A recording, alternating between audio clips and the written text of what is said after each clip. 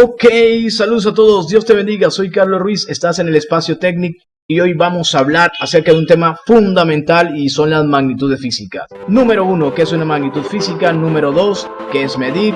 Número 3, ¿qué es eso del Sistema Internacional de Unidades? Número 4, ¿cuáles son las magnitudes según su naturaleza? Y 5, ¿cuáles son esas magnitudes físicas según la manera en cómo se representan?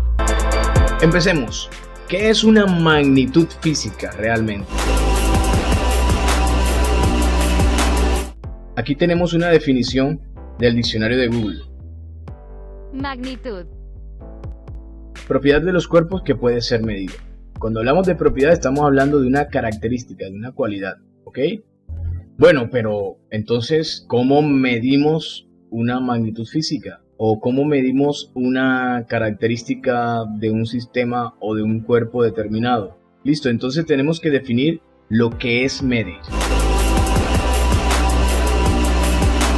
Usted va a encontrar un montón de definiciones en internet, en Google, en diccionarios, pero para nuestro caso debemos utilizar diccionarios, por favor, diccionarios científicos. Esto no.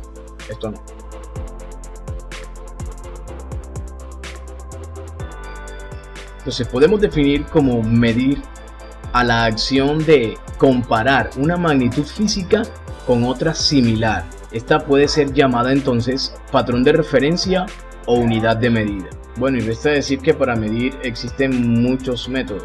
Métodos directos y métodos indirectos. Unidad de medida. Esto es muy importante. Bueno, hay que ver que nosotros en la cotidianidad generalmente utilizamos muy mal esto de las medidas. Por ejemplo, cuando vamos a la tienda y vamos a comprar un kilo de arroz. Y realmente un kilo de arroz está mal dicho.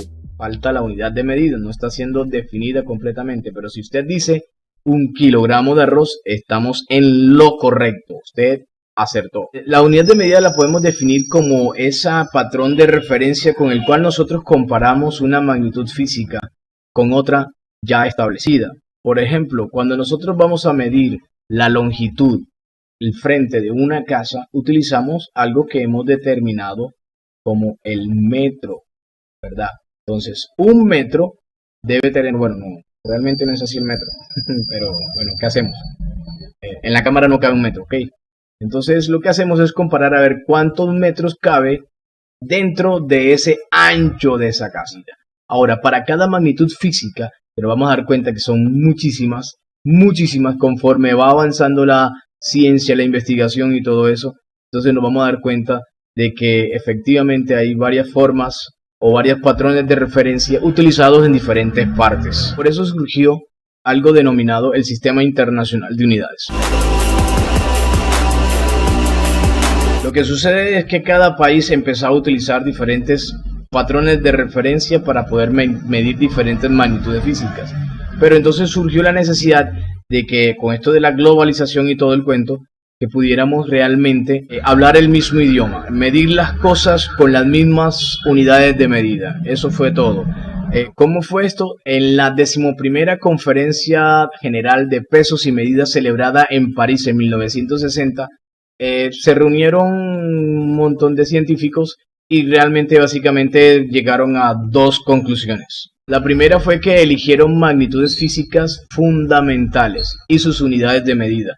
Y la segunda, magnitudes derivadas de las primeras, también con sus unidades de medida. Pero ¿qué es esto de magnitudes físicas fundamentales y magnitudes derivadas? Según su naturaleza pueden clasificarse en magnitudes fundamentales o magnitudes derivadas. Las magnitudes fundamentales son aquellas que se pueden medir de manera directa. Se consideran la base fundamental para concretar o construir otras magnitudes físicas. Por ejemplo, el tiempo. El tiempo es una magnitud física. Pues, está definida de manera tácita. No proviene de otra cosa. Pero en cambio, las magnitudes derivadas, que son aquellas que provienen de la construcción o de la fusión de las magnitudes fundamentales. ¿Cómo así? Un ejemplo. Por ejemplo, la velocidad. 100 kilómetros por hora. Nos damos cuenta en las unidades que efectivamente es la unión entre una magnitud de longitud y otra magnitud de tiempo. El kilómetro correspondería a una unidad de medida para determinar la magnitud de longitud. La hora utilizada para definir el tiempo. Aquí podemos ver las magnitudes físicas fundamentales en esta tabla. Y en esta otra podemos ver la tabla con algunas de las magnitudes derivadas con su unidad de medida y el símbolo con el que se representa. Por último tenemos otra clasificación de las magnitudes físicas. Pueden ser escalares o vectoriales. Las magnitudes escalares son aquellas que pueden ser definidas única y exclusivamente por una cantidad numérica y su unidad de medida. A esto es lo que le llamamos módulo. Otro ejemplo de magnitudes escalares puede ser, por ejemplo, la masa. La masa es una característica física que tienen todos los cuerpos en la naturaleza. Ahora, cuando nosotros decimos cuál es la masa de X o Y persona, podemos decir, tiene una masa de, por ejemplo, 70 kilogramos. No necesitamos decir más información. 70 la parte numérica y kilogramo su unidad de medida. Las magnitudes vectoriales, por otra parte, son un poco diferentes. Estas no solamente deben tener módulo, también tienen que tener algo adicional llamado dirección. Veamos un ejemplo. Cuando alguien va moviéndose a una velocidad, por ejemplo, 100 kilómetros por hora, nos hace falta algo, porque una persona puede en un vehículo moverse a 100 kilómetros por hora, pero no sabemos para dónde, o sí. ¿De qué piensa? No, tendríamos que decir, se va a 100 kilómetros por hora, por ejemplo, en dirección hacia el mar, o dirección hacia la montaña, o dirección hacia el río, o hacia el norte, hacia el este, hacia el occidente, hacia el sur, o 80 grados noreste.